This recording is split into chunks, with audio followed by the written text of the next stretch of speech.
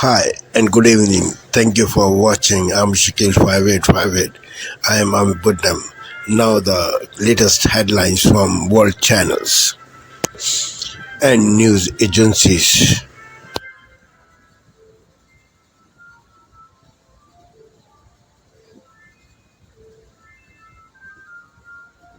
Purported leaked.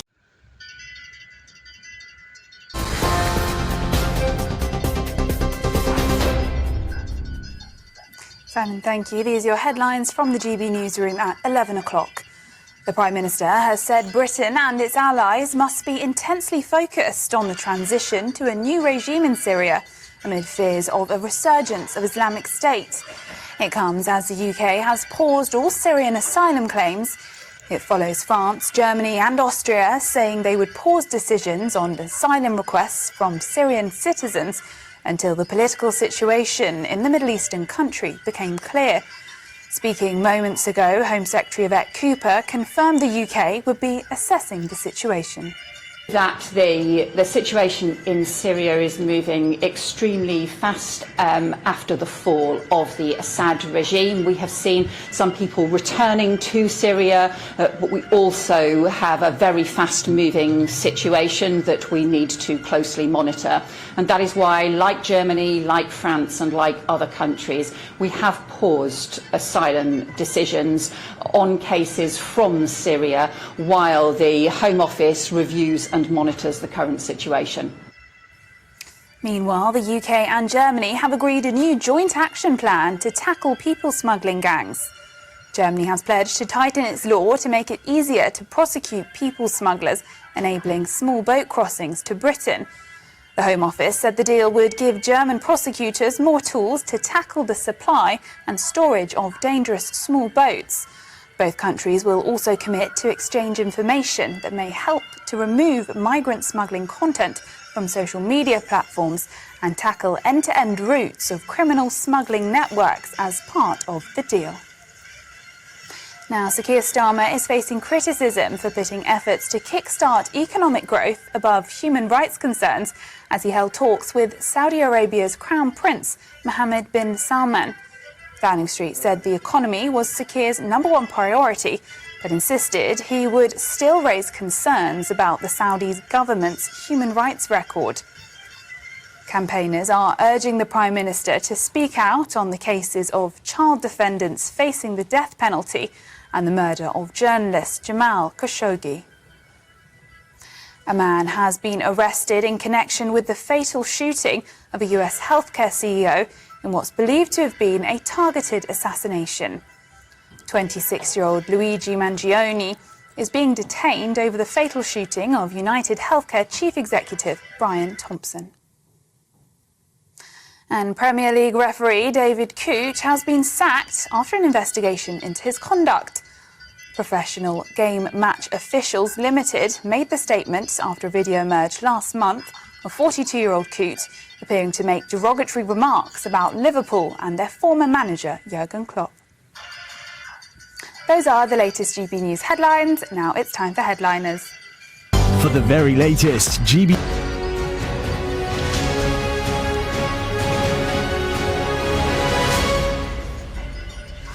Hello, you're watching Sky News. I'm Nick Qureshi. Here are the headlines at 5 a.m. A 5-day manhunt ends. A 26-year-old is charged with the murder of a US healthcare executive. Luigi Mangione was tracked down to a McDonald's and is now being held without bail. A judge deeming him a flight risk and a message to the suspect's sympathisers. In some dark corners, this killer is being hailed as a hero. Hear me on this. He is no hero. Also ahead, celebrating on the streets after more than 5 decades of dictatorship. The people, Syria's survivors, and the end of the Assad regime. Well, we saw scenes like this back in 2011 and the Arab Spring. Here we are at 2024, and I suppose in many ways this is the Syrian Arab Spring finally coming to conclusion. The country's civil war forced millions from their homes, and now the UK, like other European countries, says it's pausing Syrian asylum claims. come to collect the stuff from Hassan. You're making like an interchange. Plus, the final moments of a teenage girl stabbed, a court hears, after a row over a teddy bear.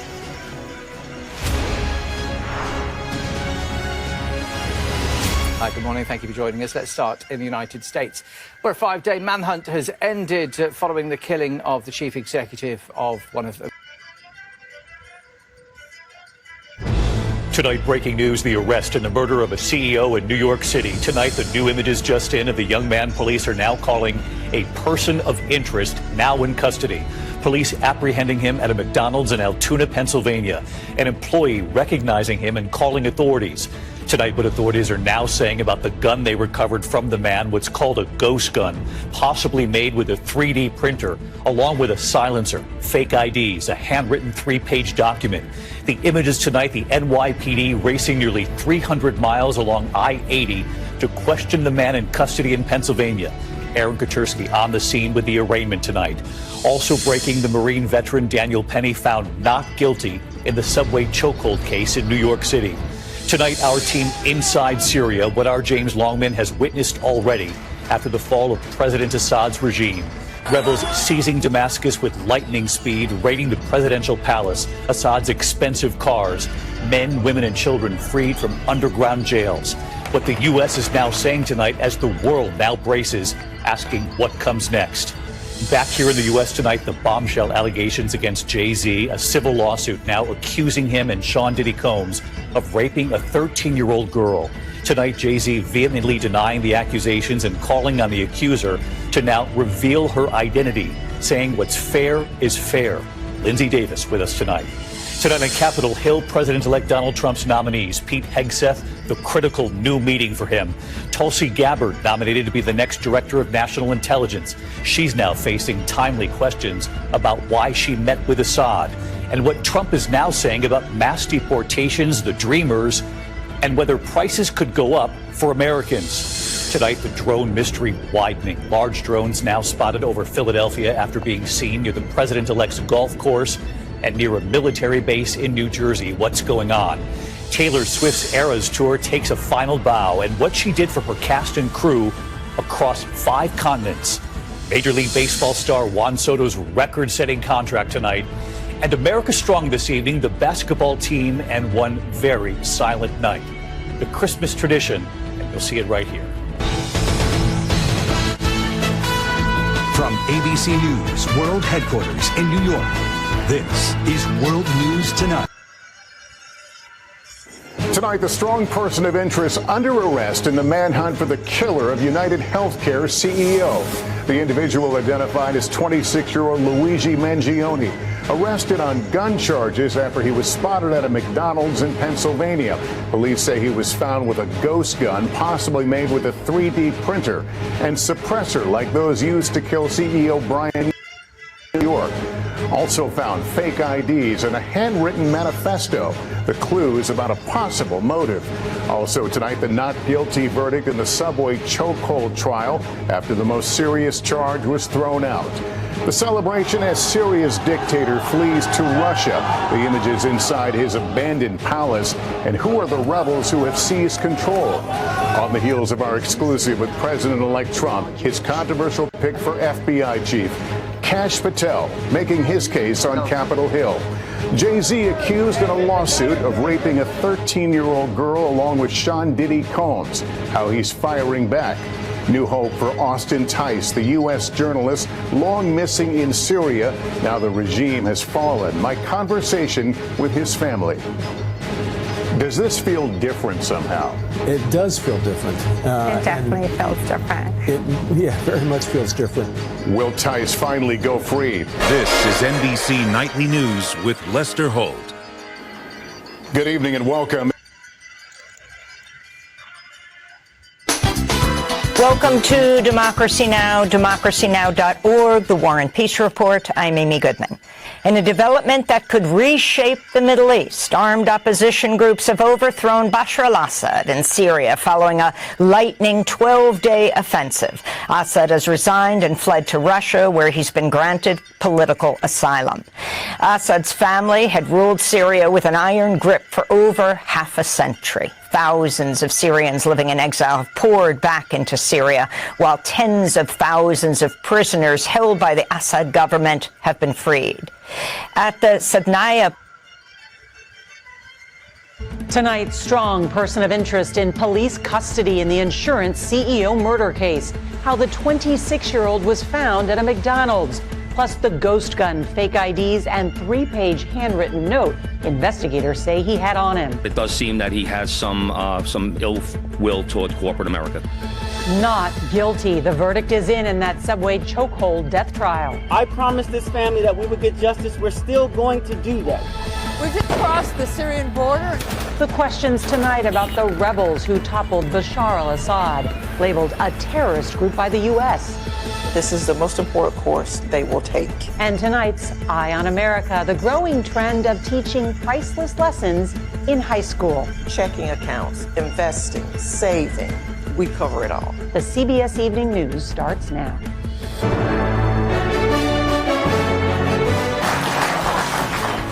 What it is. Happy Monday, everyone.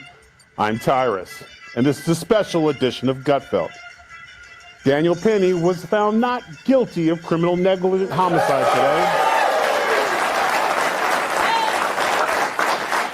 today in the chokehold death of a man on a New York subway.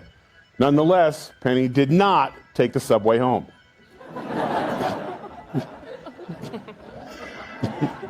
Once bitten, twice shy, right? Donald Trump and Jill Biden shared a photo op at Notre Dame's cathedral over the weekend. Good to see there's no hard feelings between the incoming president and the current president.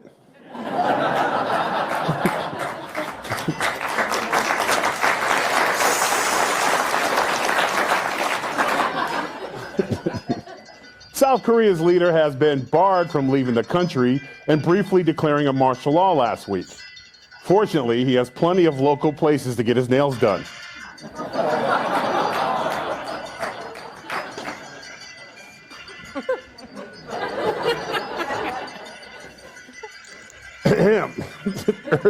Earlier today, the 2025 Golden Globes nominations were announced. And for the third year in a row, our own Joe DeVito was nominated for Best Awkward Silences in a Television Series.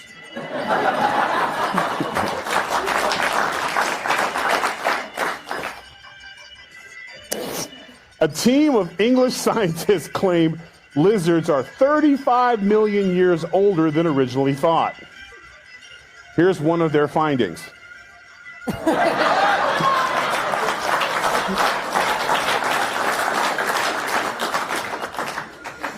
Don't go away mad, just go away. The FDA is moving to ban controversial all food additives like the red dye number 3 that's found in our junk food like Peeps.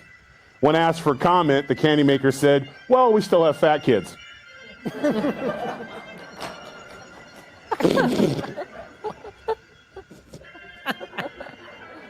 Well, they'll eat anything. In Philadelphia, a 100-year-old man and a 102-year-old woman broke the record for oldest couple to marry. The groom said he had to after he knocked her up.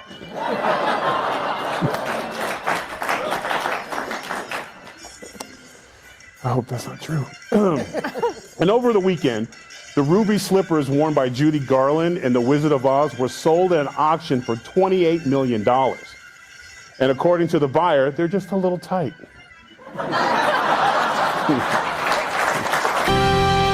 Good evening. I'm Jeff Bennett. And I'm Amna Nawaz. On the NewsHour tonight, a new day in Syria.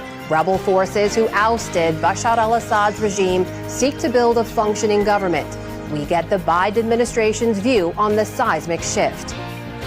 The future of the Syrian people is going to depend on the choices that they make.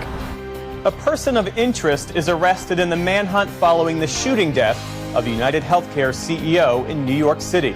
And in his first network TV interview since winning the election, President-elect Trump lays out his agenda on the border, tariffs, and potential political retribution.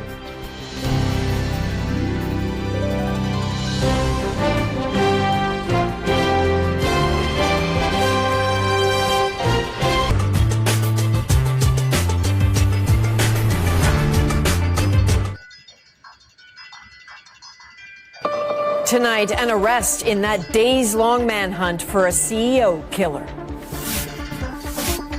Is this the masked man who gunned down the insurance executive in Manhattan? Officers recovered a handwritten document that speaks to both his motivation and mindset. The man now in custody and how he was finally recognized hundreds of kilometers away. The desperate search for missing loved ones in a notorious Syrian prison on the ground and from here in Canada. I need to know if they are still alive. Plus what we know about the rebel leader who ousted the Assad regime. And Canadian cancer patients facing impossible choices. I was like, should I get the medication to feel better during chemo, or should I keep the money to pay my rent? Why they're paying tens of thousands of dollars out of pocket. From CBC News, this is The National with Chief Correspondent Adrian Arsenault.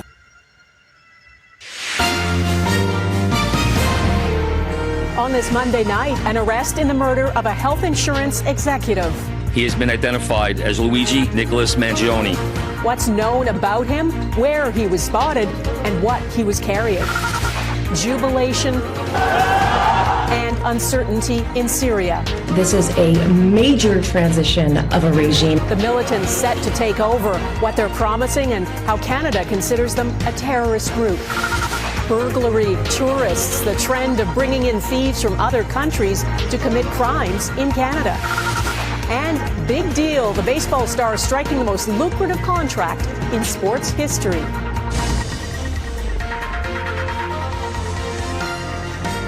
Global National with Donna Freeze. A senior hockey player is recovering from a massive gash after narrowly avoiding a potentially deadly injury over the weekend. The Sask East Hockey League says Churchbridge Imperials captain Cole Kusatart got tangled up with another player in a game against the Esterhazy Flyers on Saturday. As the players fell to the ground, the Esterhazy player frantically screamed and called for help after he saw Kusatart was cut by a player's skate just below his jaw, high on his neck from his chin to his ear. He was taken directly from the ice to a vehicle at the back of the rink and eventually rushed to Yorkton Hospital, where doctors used 80 stitches to close the wound. The league says the deep cut was about half an inch away from his jugular vein. As of 9:30 Sunday morning, he was out of the operating room and had escaped a potentially fatal tragedy. The league says by 7 p.m., he was still in hospital for observation and listed as stable, in pain, and recovering with the help of medication. The incident has reignited a debate of making neck guards and other protective equipment mandatory. Last year, Ben Johnson died after being cut in the neck following a collision during an English Ice Hockey Association game. Leagues across the world began instituting new rules, including the Western Hockey League, who made neck guards mandatory the next week. Imperial players have said they will all wear neck guards moving forward, and the Sask East Hockey League is strongly encouraging all on-ice players and officials to do the same. Keenan Sorakan, CTV News, Saskatoon.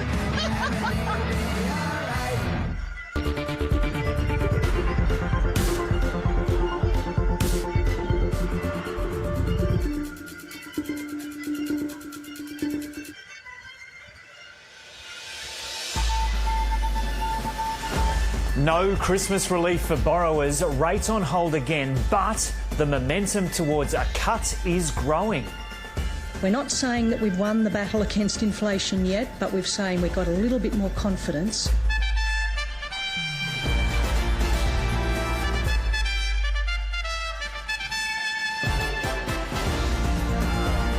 The Prime Minister heckled in Melbourne at the synagogue at the centre of an arson attack.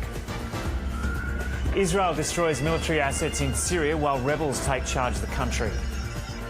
And a 26-year-old charged with murder over the shooting death of a health insurance CEO.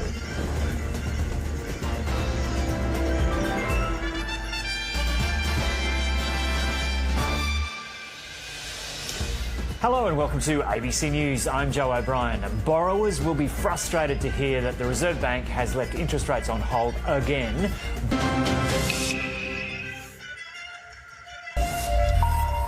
Hello and a very warm welcome to you. You're watching Daybreak here on France 24 with me, Eve Irvine. These are the headlines.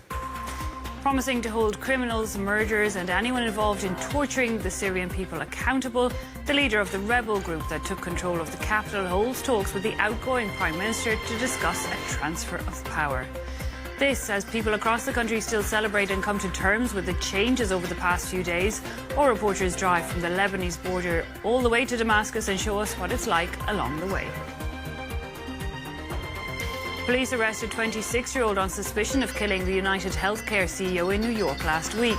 The suspect was sitting at a fast food restaurant with 2 3D printed guns, large amounts of cash and writings linking him to the murder. And Israeli Prime Minister Benjamin Netanyahu to testify for the first time in court in 3 separate cases where he stands accused of fraud, bribery and breach of trust. Good to have you with us. Well, also coming up, bringing in $2.2 billion in 2 years, Taylor Swift's Eras Tour makes history as the highest grossing tour of all time. Crossing 5 continents in 10 months, it attracted 10 million fans.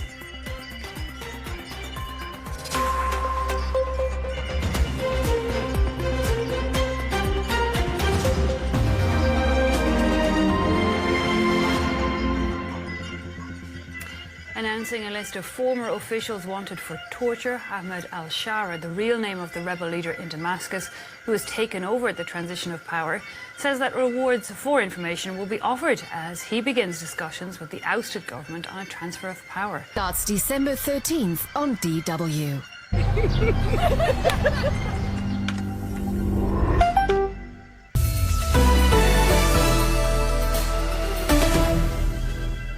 This is DW News, and these are our top stories.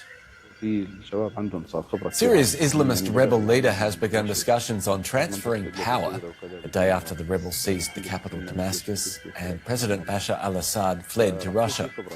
Ahmed al-Shara has met with the outgoing Prime Minister. Syria's parliament, also formerly pro-Assad, says it supports the people's will to build a new future. Many Syrians around the world have been rejoicing in the streets of their adoptive countries after the sudden end of the Assad family's rule. But a growing number of governments now say they will freeze Syrian asylum applications. This includes Germany, France, Austria, the Netherlands and several Nordic countries. Police in the US state of Pennsylvania have arrested a suspect in last Wednesday's killing of United Healthcare CEO Brian Thompson in Manhattan. New York police said the man was spotted at a McDonald's near the town of Altoona. He had a firearm and fraudulent identification matching the one used by the suspect to check in to a New York hostel. This is DW News from Berlin. You'll find a lot more news on our website, to be found at dw.com.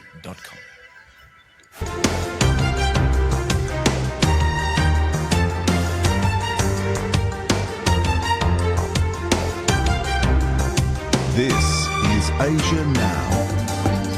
Hello, it's 2 p.m. in Singapore and Hong Kong, 11:30 in New Delhi, 1 o'clock in Jakarta. I'm Angela Lin. At this hour, China launches an anti-monopoly probe into American semiconductor giant NVIDIA, days after the U.S. unveils tough new export controls. It marks another flashpoint in the escalating tech rivalry for dominance over AI and semiconductors. Growing political uncertainty in Syria. Its departing prime minister prepares to hand over the reins to the rebel-led Salvation government as they vow to hold Assad's regime accountable for its crimes. And South Korean lawmakers set to vote on the appointment of a special counsel to look into treason charges against President Yoon Suk-yeol a week after his short-lived martial law decree. China has opened an investigation into U.S. chipmaker NVIDIA for searching for any signs of their loved ones. Families desperate for news of thousands who disappeared into a notorious prison in Syria. Meanwhile, the Syrian opposition is starting the transition to a new government and vowing justice for those who were tortured by the Assad regime. Hello, welcome to TLT World, broadcasting live from Istanbul. My name's Neil Harvey. Let's see what else is on our programme this hour. Israel's jets have hit air bases and weapons depots across Syria, including in the capital, Damascus. Also, Israel continues to pound Gaza, destroying an apartment building that was sheltering displaced families in the central Nusrat refugee camp.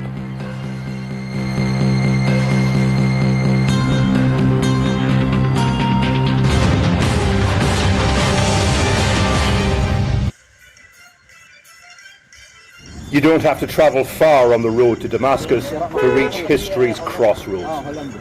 Just inside the Syrian border, a group of HTS fighters tearing down an iron billboard of Bashar al-Assad.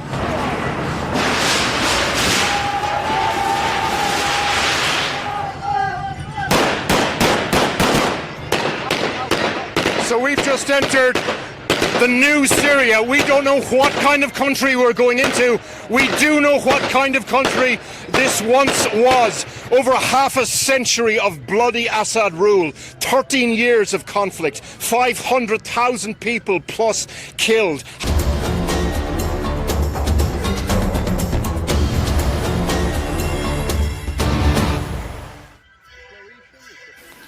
A mysterious disease is spreading in Panzi Health Zone of Kwango Province, Democratic Republic of Congo, primarily affecting children under 5 and severely malnourished individuals. The World Health Organization reported 406 cases between October 24 and December 5, with 31 deaths. Symptoms include fever, headache, cough, runny nose, and body aches. The region's remoteness, combined with limited diagnostics and the ongoing rainy season, has delayed the identification of the disease's cause.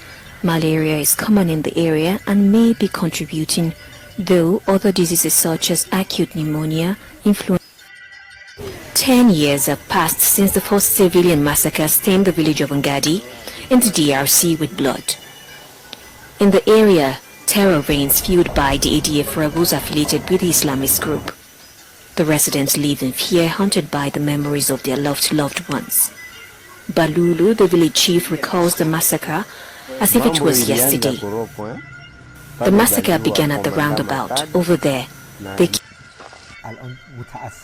Concerns about the possibility of a civil war in Syria have been raised by the country's foreign minister Abbas Araghchi. There have been fears about the return of instability after the country's president Bashar al-Assad fled to Moscow in what can be termed a civil coup by the opposition faction. We are watching the developments to prevent matters of concern. Those matters include the possibility of a new civil war or a rule. 2024 is on course to be the hottest year on record, according to new data. Figures from the European Union's Copernicus Climate Change Service reveals that the average global temperature in November was 1.62 degrees Celsius above pre-industrial levels. With more heat waves, wildfires and extreme weather conditions, they're becoming more frequent and intense due to rising temperatures. This comes at a time in which the world is struggling to cope with the effects of climate change, fueling natural disasters and threatening ecosystems. As global warming now exceeds 1.5 degrees Celsius, there are calls to take immediate action to reduce emissions. Thank you for sparing your precious time. This is Amir Shakil. Have a good life. Bye-bye.